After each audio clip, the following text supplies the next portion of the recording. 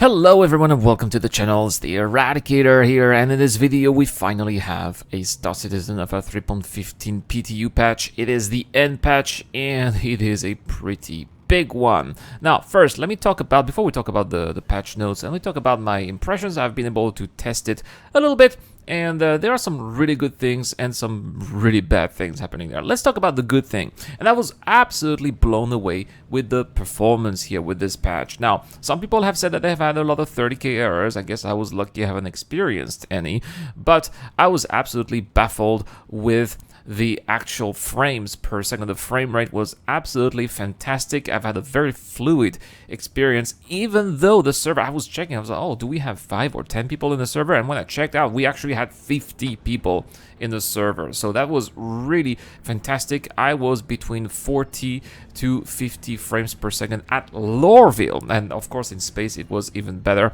So something that I really wanted to comment here. I've noticed a couple of optimization as well. For example, the elevator panels seem to have smaller font that looks a little bit nicer, and it seems that there are maybe some new shaders around some of the space stations. I noticed that Everest Harbor was much shinier than it normally is, and definitely looked much better too. So kudos to that, and that maybe explains why performance is better, or maybe they've started to implement Gen 12, but I haven't seen any information regarding that in the patch notes. So I don't know, maybe I just got lucky. But let me know in the comment section down below, guys. It's of course the giveaway question to get a chance to win a Cutlass Red. All you have to do is to subscribe to this channel and let me know, guys, if you have tried Star Citizen of a 3.15.0 PTU. Have you also noticed a performance improvement when it comes to graphics or the overall frame rates? Well, let me know. Let me know. I have also noticed some other things in this PTU. I have noticed that, for example, you randomly fall. I mean, it was already pretty bad in the previous patch, but it seems to be even worse. Like, if there's a slightest amount of wind happening wherever you are, your character is just going to fall off, and then it will be hurt. So that's really annoying, and it's just hindering your overall progression. I have also noticed that some items still randomly disappear. For example, I equipped my character with a multi-tool and the tractor beam attachment, and when I arrived to my destination, when I wanted to use it, it had magically gone, and then I went back to where I originally equipped it and it wasn't there either. So I guess I'm gonna have to buy a new one. I have also noticed that the NPCs, once you complete the bunker mission, the friendly AI is not friendly anymore, and they will start shooting you, which of course leaves you absolutely no chance because you are unprepared, right? Those friendly AI are supposed to be fighting on your side, but once you kill all the hostiles NPCs, then they will try to get rid of you as well. I don't know if this is actually a feature or not, if there should be maybe a timer, because it still says that you are in a restricted area, but I still think that these friendly NPCs should not be shooting you, and that you should be taking your time to then be able to loot whatever is available there, and maybe take some NPC armor with you as well. But if they shoot you, then it's obviously not an option anymore. That's pretty much what I have noticed in this patch. Let's have a look at the notes here, and they say that long-term persistence here has been disabled. So if you've been accumulating items in the PTU, then you're going to be losing everything, which makes sense. It's a PTU, and eventually we'll have the full wipe in the PU as well. Testing focus, healing and actor status, hospital, Starlifter, Hercules A2, bombs, infiltrate and defend missions. I've definitely been trying that here. Loot generation, Horizon V2, as well as the Arena Commander revamp. And there are a couple of known issues, obviously. It's still difficult to spawn ground vehicles, so they recommend you to spawn at New Babbage, but there's also a problem at New Babbage. A lot of parts of New Babbage are just not spawning properly, and they say that you should avoid New Babbage. So spawn your vehicles at New Babbage, but avoid New Babbage, right? After a server crash, attempted to reconnect may result in an infinite loading screen, so you have to basically close your client and start again. lots of known issues here. Let's start with the known issues. The medical beacon does not complete mission payment when the player is brought back from incapacitation, which is supposed to be one of the main features of 3.15, right? Those new missions, part of the medical gameplay to save people. If people do not get paid or if the mission doesn't complete, it's going to discourage people from using that, and they want to fix that. Lighting on inventory will dim when moused over. Cryostore refuel, rearm, and repair is not working at outposts, which of course is also another problem. There are multiple replace me balls on horizons, which shouldn't be here. I also noticed a couple of graphical artifacts when I was landing at, I think it was Magda or Aita, one of those moons around Hurston. What else do we have here? When undocking ships, they will occasionally become caught on a docking arm instead of detaching smoothly.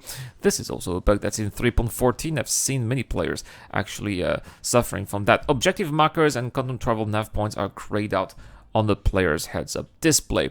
And a lot of the other bugs here are pretty much the same as the previous patches. But it looks like we have an inventory polish pass. And I've got to say that after trying it, it's definitely much more ergonomic, easier to use, and you really get to understand, for example, when you equip your character, where the items are going to go, how many slots you have left. For example, let's say you have a couple of grenades, how many slots you have left for your grenades, how many slots you have left for your ammunitions. So that is really well thought, I think. There's a law system as well here, and apparently if you have a crime stat 1, you will be able to pay off that crime stat with the actual fine terminals instead of going to security post Korea and then risking having a bigger crime stat. The only drawback is that the stations apparently are still shooting you even though you have a crime stat 1. So maybe you can pay off your debt, or you can pay off your crime stat at Grimex, I would say. So that's something that you should keep in mind too. Downstate polish pass here, they've updated the UI to be clearly visible now, and as I mentioned earlier, the beacon now is up to 15,000 credits and not just 10,000 credits, so they've increased that to make it a little bit more attractive. They disabled the tractor beaming, healing, and drugging in green zones, so that is going to be gone. No more people just playing overdosing people at Grimex, right? Next, they also have a TVI quality of life update here. So apparently they've added options to have velocity indicator, which is always on by default, or always off. There's also a body tracking polish here. They made some tweaks to make sure that it is less jittery, and they're trying to remove the ability of dead NPCs to just making random circles, which can eventually make your character trip. They also made some tweaks for the missions here. So they made an intro and rehire UGF missions shareable, which was not possible before, which of course for players who may not be very familiar with FPS combat could have been quite of a difficulty here. But I think that if you just wait for the NPCs to damage each other or kill each other, then it's a little bit more feasible. Just the NPCs should not kill you when you finish, right? They've also added a small reputation penalty for failing or abandoning a delivery, intro, or rehire mission, which again I think is a problem because you actually automatically fail your mission even though you complete it. That's something that I mentioned before, right? It's just a problem when you complete a delivery mission and you put in your box, instead of saying that the mission is complete, it says objective withdrawn, and you cannot really progress throughout your career, and that really is a problem in my opinion. They really need to fix that. Next, there's also a 400i polish pass here. The 400i landing gear reverted back to its previous lower state, and the door panels of this here, there's a new UI on the door panel, removing light buttons which were not leading, as well as some labeling locations. They made several AI sync improvements to help reduce them teleporting short distances, as well as optimization for planet terrain and ocean stylization based on the screen size. Lots of bug fixes here as well. Apparently they saved the Luminella at New Babbage. I have no idea what that means.